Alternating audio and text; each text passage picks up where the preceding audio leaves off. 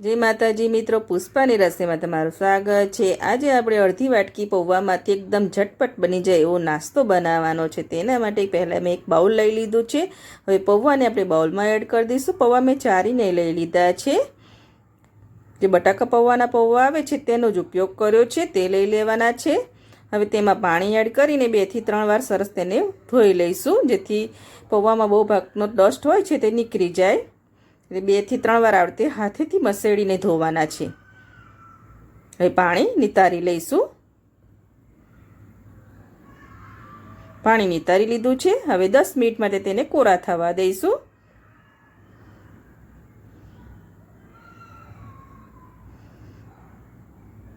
દસ મિનિટ જેવું થઈ ગયું છે અને આપણા પૌવા કોરા થઈ ગયા છે ને હાથેથી આપણે મસળીએ તો આપણે લુવા ટાઈપ થઈ જાય છે તેવા કોરા કરી લેવાના છે। એકદમ કોરા નથી કરી લેવાના। આપણે ચાયણામાં મૂકશો તો પાણી બધું નીતરી જશે, પણ આ વખતે બાઉલમાં જ તેને કોરો કરવાના છે। આપણે નાસ્તો બનાવવાનો છે તેના માટે હવે તેમાં મસાલા કરીશું। તેમાં આપણે 3 થી 4 ચમચી મેં ચોખાનો લોટ લીધો છે। જો તમારે ચોખાનો લોટ ના એડ કરવો હોય તો તમે ઝીણો સોજી લઈ શકો છો।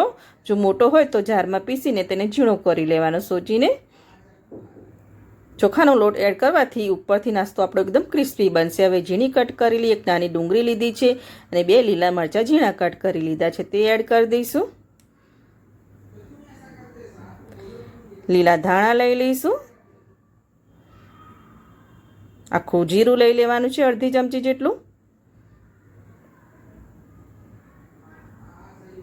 અડધી ચમચી જેટલી લાલ મરચું। ધાણા જીરું લઈ લઈશું અડધી ચમચી જેટલું।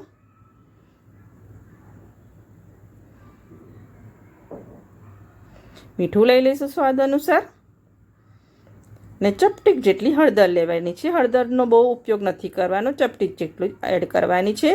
અને અડધી ચમચી જેટલું આમચૂર પાવડર લઈ લઈશું। આમચૂર પાવડર તમારે ના લેવો હોય તો લીંબુનો રસ લઈ શકો છો।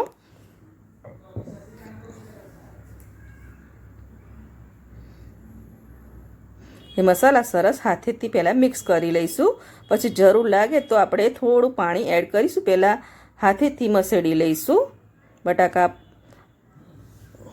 પૌવા પલળેલા છે એટલે સરસ ડો ફોર્મમાં થઈ જાય છે।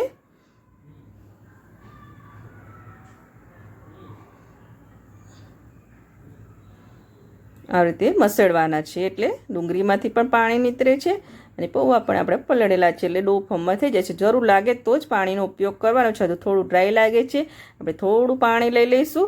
પાણી એકસાથે નથી એડ કરવાનું, આ તે હાથમાં લઈને છાંટીને એડ કરવાનું છે। વધારે પડતું પાણી એડ કરશો તો તમારું મિશ્રણ ઢીલું થઈ જશે, એટલે આપણે રોટલીનો લોટ બાંધીએ એવો ડો બાંધાય તેવો ડો બાંધી દેવાનો છે, થોડું થોડું પાણી એડ કરીને।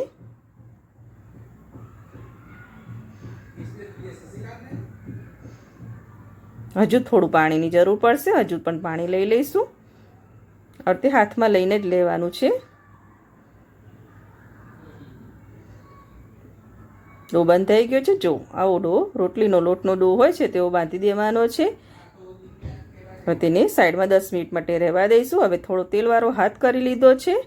હવે લુઓ લઈ લઈશું। હવે તમારે જે શેપ આપવો હોય તે શેપ આપી શકો છો। આપણે આજે મેંદુવડા શેપ આપીશું, એટલે લોહો લઈ લીધો છે અને રોલ ગુલ્લું કરી દીધો છે અને આ રીતે હાથેથી પ્રેસ કરી દીધો, ટીકી કરી દેવાની છે।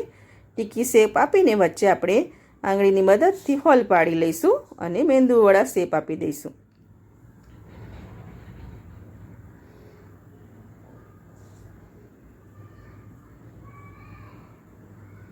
આ રીતે પ્રેસ કરી લેવાનું છે।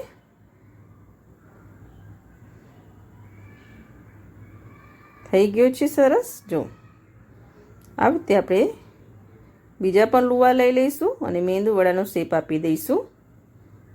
આ નાસ્તો ખાવામાં બહુ ટેસ્ટી લાગે છે અને ઝટપટ બની જાય છે।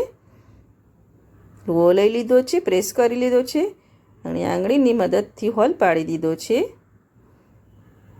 જો બની ગયા છે। આ રીતે બધા ડોનો આપણે આ નાસ્તો બનાવી લઈશું। બધો નાસ્તો બનાવીને રેડી કરી દીધો છે। હવે તેને તળવા માટે તેલ મૂકી દીધું છે મેં ગરમ કરવા। તેલને એકદમ હુંફાળું ગરમ કરી લેવાનું છે। જે નાસ્તો બનાવીને રાખ્યો છે તે એડ કરી દઈશું ને ઉલટ પુલટ કરીને એ બાજુ સરસ આપણે ગોલ્ડન તરે તેવો આ નાસ્તો તળી લેવાનો છે.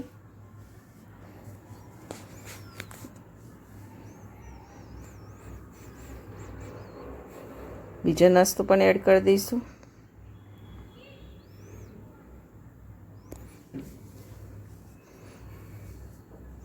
હલકા ક્રિસ્પી થાય પછી તેની સાઈડ ચેન્જ કરવાની છે.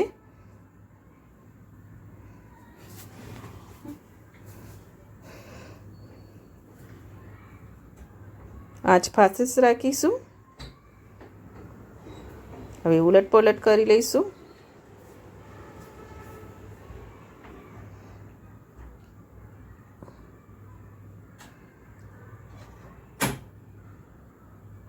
ઉલટ પલટ લગભગ 5 થી 7 મિનિટ જેવું લાગે છે તરાતા તેને. ઉપરથી એકદમ ક્રિસ્પી અને અંદરથી એકદમ સોફ્ટ બને છે આ નાસ્તો. જો ગોલ્ડન થઈ ગયા છે, તે ગોલ્ડન તળી લેવાના છે એકદમ.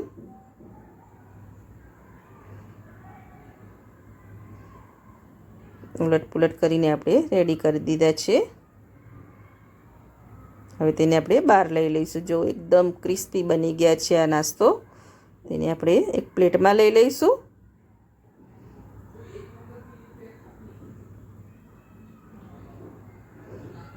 બીજા નાસ્તાને પણ તળવા મૂકી દઈશું. તેલ ગરમ જ છે. આંચ મીડિયમ કરી દીધી હતી વચમાં. મીડિયમ આંચ ઉપર આપણે એડ કરી દીધું, પછી આંચ ફાસ્ટ કરી દેવાની છે.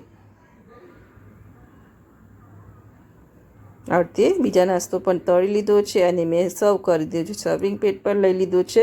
પૌવાનો એક નવો જ નાસ્તો અને મેં કેચઅપ સાથે સર્વ કરે છે. આ નાસ્તો તમે ગ્રીન ચટણી સાથે પણ ખાઈ શકો છો, નારિયેળની ચટણી સાથે પણ ખાઈ શકો છો. બહુ ટેસ્ટી લાગે છે અને એકલી ડુંગળી અને લીલા મરચાંથી પણ બહુ ટેસ્ટી લાગે. તમે એકવાર જરૂરથી ટ્રાય કરજો. અને જો તમને મારી રેસીપી ગમતી હોય તો મારા વિડીયોને લાઇક કરજો, સબસ્ક્રાઈબ કરજો, બેલ આઇકન જરૂરથી દબાવજો.